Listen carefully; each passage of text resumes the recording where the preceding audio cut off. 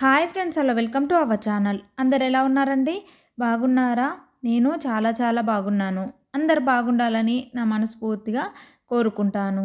ఈరోజైతే నేను ఆలు ఫ్రై అయితే ప్రిపేర్ చేశాను. అది పొడి పొడిగా ఎలా చేసుకోవాలో నేనైతే చూపిస్తాను. ఉప్మా కూడా చేశానండి. అదైతే అచ్చం హోటల్ స్టైల్లో ఎలా చేసుకోవాలో చూపిస్తాను. మీరు నా ఛానల్ కొత్తగా చూస్తున్నట్లయితే సబ్స్క్రైబ్ చేసుకోండి. చిన్న లైక్ ఇచ్చి నా ఛానల్ను సపోర్ట్ చేయండి. నా ఛానల్ చాలామంది చూస్తున్నారండి, కానీ లైక్ చేయకుండానే వెళ్ళిపోతున్నారు. ప్లీజ్ ఒక చిన్న లైక్ ఇచ్చి నా ఛానల్ను సపోర్ట్ చేయండి. మీరు ఒక చిన్న లైక్ ఇచ్చారనుకోండి, నా వీడియో మరికొంతమందికి షేర్ అవుతుందండి. అందుకోసమని ప్లీజ్ రిక్వెస్ట్ చేస్తున్నాను. వీడియోకైతే లైక్ చేయండి. వీడియోని కూడా ఎండ్ వరకు చూడండి. నేనైతే ప్రతి ఒక్కరికి అవసరమయ్యే వీడియోలో చేస్తానండి, వట్టిగా అయితే చేయను.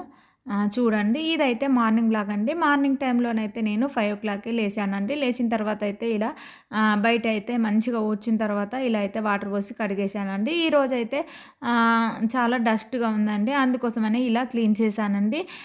మార్నింగ్ టైంలో ఇలా క్లీన్ చేసి పెట్టుకుంటే మంచిగా ఆరిపోతుంది కదా. పిల్లలు లేవకముందే నేనైతే ఇలా క్లీన్ చేసుకుంటానండి. ఎందుకంటే పిల్లలు అటు ఇటు పరిగెడతారు కాబట్టి కొంచెం వాటర్ ఉండి జారుతుంది కాబట్టి అందుకోసమే ఇలా నేనైతే మార్నింగే పిల్లలు లేవకముందే ఇలా క్లీన్ చేసి పెట్టుకుంటానండి. ఇదైతే మార్నింగ్ బ్లాగ్ అండి. నేనైతే స్నానం చేసిన తర్వాత అయితే ఇక్కడ వంట చేస్తున్నానండి. నేను డైలీ అంతేనండి. ఇక్కడైతే ఈరోజైతే ఆలు ఫ్రై ప్రిపేర్ చేస్తున్నానండి. ఆలు ఫ్రై పొడి పొడిగా రావాలంటే ఈరోజు నేను చూపించే వీడియో మీరు తప్పకుండా చూడండి. మీరు కూడా ఎప్పుడైనా ఇలా ట్రై చేసి చూడండి. నేనైతే ఈ బంగాళాదుంపలు అయితే కొద్దిసేపు వాటర్లో వేసానండి, ఎందుకంటే తొక్క తీయడం ఈజీగా ఉంటుందండి. ఇలా తొక్కనైతే పీల్ చేశానండి. చేసిన తర్వాత ఈ వాటర్ అయితే మొక్కలకు పోసుకుంటానండి, ఎందుకంటే ఇదంతా తొక్క పీల్ చేసిందంతా తీసేసి వాటర్ అయితే మొక్కలకు వేస్తానండి. మొక్కలు అయితే కొంచెం స్ట్రాంగ్గా ఉంటాయండి, బాగా ఏపుగా పెరుగుతాయి. అందుకోసమని ఈ వాటర్ అయితే వేసేస్తానండి. ఇక్కడైతే నేనైతే ఇప్పుడు ఉప్మా చేస్తున్నాను ఒకదానిపైన, మరొక దానిపైన అయితే ఆలు ఫ్రై ప్రిపేర్ చేస్తున్నానండి.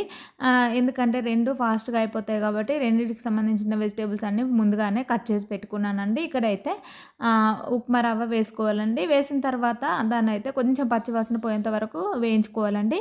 ముందుగానే ఆయిల్ వేయకూడదండి, ఎందుకంటే ఉప్మా రవ్వ కొద్దిగా వేగదండి. ఫస్ట్ కొద్దిగా వేగిన తర్వాత దానిలో ఆయిల్ వేసుకున్నాం అనుకోండి, అది పర్ఫెక్ట్గా వేగిపోతుందండి. ఉప్మా రవ్వనైతే కొంచెం గోల్డెన్ బ్రౌన్ కలర్ వచ్చేంత వరకు వేయించుకుంటే సరిపోతుందండి. ఇక్కడైతే ఆలు ఫ్రై ప్రిపేర్ చేస్తున్నానండి. ఆలు ఫ్రై కోసం అయితే కొద్దిగా ఆయిల్ ఎక్కువనే వేసుకోవాలండి, ఎందుకంటే బంగాళదుంప ముక్కలు అయితే కొంచెం మాడిపోయే అవకాశం ఉంటుంది. కొంచెం ఆయిల్ వేసామనుకోండి అది కొద్దిగా అడుగంటుతుంది. మనం ఈరోజు పొడి పొడిగా చేసుకోవాలనుకుంటున్నాం కాబట్టి ఆయిల్ అయితే కొద్దిగా ఎక్కువనే వేసుకోవాలండి. వేసిన తర్వాత అందులోకి కొంచెం జీలకర్ర, కొంచెం ఆవాలు వేసుకోవాలండి.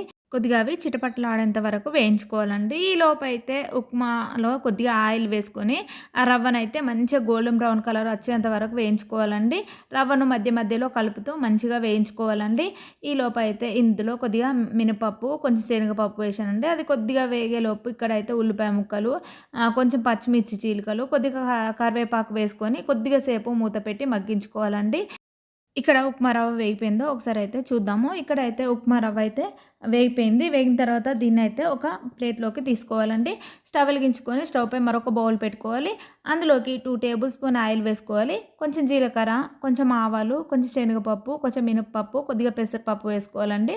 వేసిన తర్వాత అందులోకి కొంచెం మిరియాలు వేసుకోవాలి. కొద్దిగా వెల్లుల్లి రెబ్బలు వేసుకోవాలండి. కొంచెం జీడిపప్పు, కొంచెం పల్లీలు వేసుకొని వాటిని కొంచెం గోల్డెన్ బ్రౌన్ కలర్ వచ్చేంత వరకు వేయించుకోవాలి.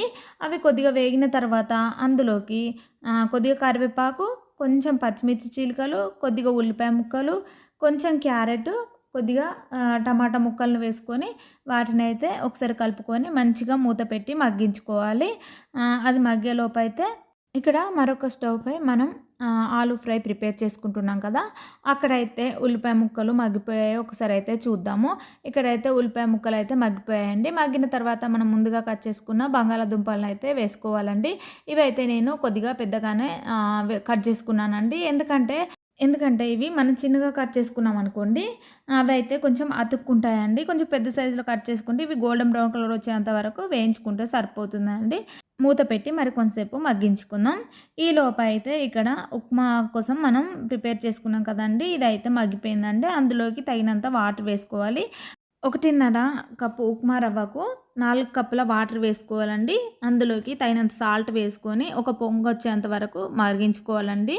అది మరిగిన తర్వాత ముందుగా వేయించుకున్న ఉప్మా రవ్వ వేసుకొని మంచిగా కలుపుకోవాలండి. కలిపిన తర్వాత మరికొంచెం సేపు మూత పెట్టి మగ్గించుకోవాలి. ఇది రవ్వ అయితే త్వరగా ఉడికిపోతుందండి. ఎందుకంటే సన్నగా ఉంటుంది కాబట్టి త్వరగా ఉడికిపోతుంది. ఈ ఉప్మా రవ్వనైతే మధ్య మధ్యలో కలుపుకుంటూ ఇలా ఉడికించుకోవాలి. ఇప్పుడైతే కొద్దిగా సేపు మూత పెట్టి మగ్గించుకుందాం. ఈలోపైతే ఆలు ఫ్రై రెడీ అయిందో ఒకసారి అయితే చూద్దాము. ఇక్కడైతే బంగాళాదుంప ముక్కలు కొద్దిగా కలర్ చేంజ్ అయ్యాయి కదండీ! ఒకసారి అయితే వీటినైతే కలుపుకోవాలి. కలిపిన తర్వాత ఇందులోకి హాఫ్ టేబుల్ స్పూన్ అల్లం వెల్లుల్లి పేస్ట్ వేసుకొని పచ్చివాసన పోయేంత వరకు వేయించుకోవాలి. అది కొద్దిగా వేగిన తర్వాత అందులోకి పావు టేబుల్ స్పూన్ జీలకర్ర పొడి, పావు table spoon garam masala, 1 table spoon ధనియాల పొడి, పావు టేబుల్ స్పూన్ పసుపు, తగినంత కారం, తగినంత సాల్ట్ వీటన్నింటిని వేసుకోవాలి. వేసిన తర్వాత దీన్నైతే మంచిగా కలుపుకోవాలండి. కలిపిన తర్వాత కొద్దిగా సేపు మూత పెట్టి మగ్గించుకోవాలి. ఈలోపైతే ఉప్మా ఉడికిందో ఒకసారి అయితే చూద్దాము. ఇక్కడ అయితే ఉప్మా అయితే మగ్గిపోయిందండి. దీన్నైతే ఒక్కసారి కలుపుకొని అందులోకి కొద్దిగా కొత్తిమీర వేసుకుంటే సరిపోతుందండి. చూడండి ఉప్మా అచ్చం హోటల్ స్టైల్‌లో రెడీ అయింది కదండీ! మీరు కూడా ఎప్పుడైనా ఇలా ట్రై చేసి చూడండి. చాలా టేస్టీగా ఉంటుందండి. ఉప్మా తినని వాళ్ళ కోసం కూడా ఇలా ట్రై చేసామనుకోండి వాళ్ళు కూడా ఇంట్రెస్ట్‌గా తింటారండి. మా పిల్లలకైతే ఉప్మా అంటే అస్సలు నచ్చదండి. దోస, ఇడ్లీ ఇలాంటివే నచ్చుతాయి. కానీ నేనైతే ఇలా చేసి పెట్టాననుకోండి వాళ్ళు కంపల్సరీగా తినేస్తారండి. అందుకోసమనే ఈరోజైతే నేను ఇలా చేసి పెట్టానండి. చూడండి మీరు కూడా ఎప్పుడైనా ఇలా ట్రై చేయండి. ఇప్పుడైతే స్టవ్ ఆఫ్ చేసుకుంటే సరిపోతుంది. ఇక్కడైతే ఈలోపు ఆలు ఫ్రై మగ్గిపోయిందో మరొకసారి అయితే చూద్దాము. ఇక్కడైతే ఆలు ఫ్రై అయితే రెడీ అయిందండి. రెడీ అయిన తర్వాత ఇందులోకైతే కొద్దిగా కొత్తిమీర వేసుకుంటే సరిపోతుందండి. చూడండి ఆయిల్ అయితే పైకి తేరింది కదా! ముక్కలు కూడా మంచిగా మగ్గిపోయాయండి. ఇప్పుడైతే కొద్దిగా కొత్తిమీర వేసుకొని స్టవ్ ఆఫ్ చేసుకుంటే సరిపోతుందండి. పిల్లలు కూడా చాలా ఇంట్రెస్ట్‌గా తింటారండి. ఇలా ఆలు ఫ్రై చేసామనుకోండి పొడి పొడిగా వచ్చింది కదా! చూడండి ఒక ముక్కకు ఒక ముక్క అతుక్కోకుండా ఇలా ఉంది కదా! అలా ప్రిపేర్ చేసుకోండి. మీరు కూడా ఒకసారి ఇలా ట్రై చేసి చూడండి. ఈ ఆలు ఫ్రై అయితే పిల్లల లంచ్ బాక్స్‌లోకే సరిపోయిందండి. ఇప్పుడైతే నేను మధ్యాహ్నం ఇలా చిక్కుడుగాయ కర్రీ ప్రిపేర్ చేద్దాం అనుకుంటున్నానండి. చిక్కుడుగాయ తొక్కలతో ఒక కర్రీ, సీడ్స్‌తో మరొక కర్రీ ప్రిపేర్ చేద్దాం అనుకుంటున్నాను. ముందుగా అయితే చిక్కుడుగాయలు ఇలా ఒలుచుకొని వేరుగా చేసుకోవాలండి. ప్లేట్లలో వేరుగా వేసుకొని ఇక్కడైతే చిక్కుడు గింజలు ఒక సైడు, చిక్కుడు కాయను ఒక సైడు బాయిల్ చేస్తున్నానండి. ఇవైతే ఉడికేలోపు అయితే ఇక్కడ టమాటా ముక్కలు అయితే కట్ చేసి పెట్టుకున్నానండి. చూడండి ఇక్కడైతే చిక్కుడుకాయ అయితే ఉడికిపోయిందండి. ఉడికిన తర్వాత స్టవ్ పై మరొక బౌలు పెట్టుకోవాలండి. ఇది వేడయ్యేలోపు అయితే ఇక్కడైతే నేను ముందుగానే దోస పిండి కోసం అయితే రైసు నానబెట్టుకొని ఉంచుకున్నానండి. రైసు, మినపప్పు నానబెట్టుకున్నాను. ఇప్పుడైతే నేను మిక్సీ పట్టుకుందాం అనుకుంటున్నానండి. వెట్ గ్రైండర్‌లో వేద్దామంటే అది చాలా వెయిట్ ఉంటదండి. అందుకోసమని నేను మిక్సీ పట్టుకుంటానండి. అప్పుడప్పుడు వెట్ గ్రైండర్ కూడా యూజ్ చేస్తానండి. మిక్సీలో కూడా దోసలు చాలా బాగొస్తాయండి. చూడండి ఇవైతే నానిపోయాయండి. వీటినైతే ఒక మిక్సీ బౌల్‌లోకి తీసుకోవాలండి. తీసుకున్న తర్వాత ఇందులోకైతే ఈరోజు నేనైతే బొరుగులు వేసుకుంటున్నానండి. ఎందుకంటే మా ఇంట్లో కొంచెం దోస క్రిస్పీగా ఉంటే చాలా ఇంట్రెస్ట్‌గా తింటారండి. అప్పుడప్పుడు అటుకులు వేసి చేస్తాను. అప్పుడప్పుడు బొరుగులు కూడా వేస్తానండి. ఈ బొరుగులు వేసామనుకోండి దోస క్రిస్పీగా వస్తుంది. దోస మళ్ళా కలర్ కూడా చేంజ్ వస్తుందండి. మంచిగా గోల్డెన్ బ్రౌన్ కలర్‌లోకి వస్తుందండి. అందుకోసమని నేను ఇలా కొంచెం బొరుగులు కూడా వేస్తానండి. ఈలోపైతే బొరుగులు నానబెట్టుకొని ఉంచుకున్నానండి. ఇక్కడైతే బౌల్ వేడైందండి. అందులో కొద్దిగా ఆయిల్ వేసుకొని కొంచెం జీలకర్ర, కొంచెం ఆవాలు, కొంచెం ఉల్లిపాయ ముక్కలు, కొద్దిగా పచ్చిమిర్చి చీలికలు, కొంచెం మెంతాకు వేసుకోవాలండి. కొద్దిగా కరివేపాకు ఇవన్నీ వేసుకొని వాటినైతే పచ్చివాసన పోయేంత వరకు వేయించుకోవాలి. ఇవి వేగిన తర్వాత అందులోకి పావు టేబుల్ స్పూన్ పసుపు, పావు టేబుల్ స్పూన్ అల్లం వెల్లుల్లి పేస్ట్ వేసుకొని పచ్చివాసన పోయేంత వరకు వేయించుకోవాలి. అవి వేగిన తర్వాత అందులోకి ముందుగా కట్ చేసుకున్న టమాటా ముక్కలను వేసుకోవాలండి. వేసుకున్న తర్వాత అందులోకి తగినంత కారం, తగినంత సాల్ట్ వేసుకోవాలండి. ఇక్కడైతే కారం కొంచెం ఎక్కువనే వేస్తానండి. ఎందుకంటే టమాటాలు పులుపు ఎక్కువగా ఉంటది కాబట్టి ఇందులో కారం ఎక్కువ వేసుకోవాలండి. మళ్ళీ అందులోకి మనం చిక్కుడుకాయలు కూడా వేస్తాం కాబట్టి కొంచెం కారం వేసుకోవాలండి. వేసిన తర్వాత అందులోకి పావు టేబుల్ స్పూన్ జీలకర్ర పొడి వేసుకొని ఒకసారి కలుపుకోవాలండి. కొంచెంసేపు మూత పెట్టి మగ్గించుకోవాలండి. టమాటా ముక్కలైతే మంచిగా మగ్గించుకోవాలి. ఈలోపైతే నేను ఇక్కడ మిక్సీ పట్టుకుందాం అనుకుంటున్నానండి దోసపిండి. ఇక్కడైతే బొరుగులైతే నానిపోయాయండి. వీటిని కొన్ని వేసుకొని మంచిగా మిక్సీ పట్టుకుంటే సరిపోతుందండి. చూడండి ఇక్కడైతే నేనైతే మిక్సీ పట్టానండి. ఇలా పిండి అయితే స్మూత్‌గా ఉండాలండి. మనకు దోసలు కూడా మంచిగా పొంగుతూ వస్తాయండి. మనం బొరుగులు వేసాం కదండీ! కలర్‌ఫుల్‌గా ఉంటాయండి దోసలు.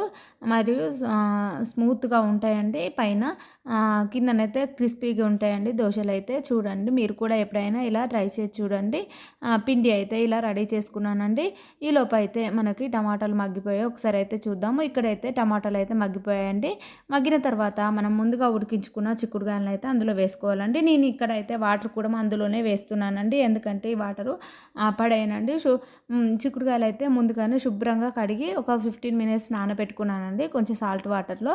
ఆ వాటర్ వంపేసి మళ్ళీ వాటర్ పోసి ఇలా ఉడికించుకున్నాను కాబట్టి ఈ వాటర్ అయితే నేను పారిపోయానండి. ఇందులోనే వేస్తాను. వేసిన తర్వాత ఒకసారి అయితే కలుపుకొని మంచిగా మూత పెట్టి మగ్గించుకోవాలండి. ఈ వాటర్ అంతా ఇంకిపోయేంత వరకు మగ్గించుకుంటే సరిపోతుందండి. ఈలోపైతే దోసపిండి అయితే రెడీ అయింది. చూడండి ఇక్కడైతే చిక్కుడుకాయ కర్రీ ఉడికిపోయిందో ఒకసారి అయితే చూద్దాము. చిక్కుడుకాయ కర్రీ అయితే ఉడికిందండి. ఇందులో కొద్దిగా కొత్తిమీర వేసుకొని స్టవ్ ఆఫ్ చేసుకుంటే సరిపోతుందండి. ఇంతటితో ఈ వీడియో కంప్లీట్ అయింది. మీకు నా వీడియో నచ్చిందనే అనుకుంటున్నాను. మీకు నా ఛానల్ నచ్చినట్లయితే లైక్ చేయండి, కామెంట్ చేయండి, సబ్స్క్రైబ్ చేయండి.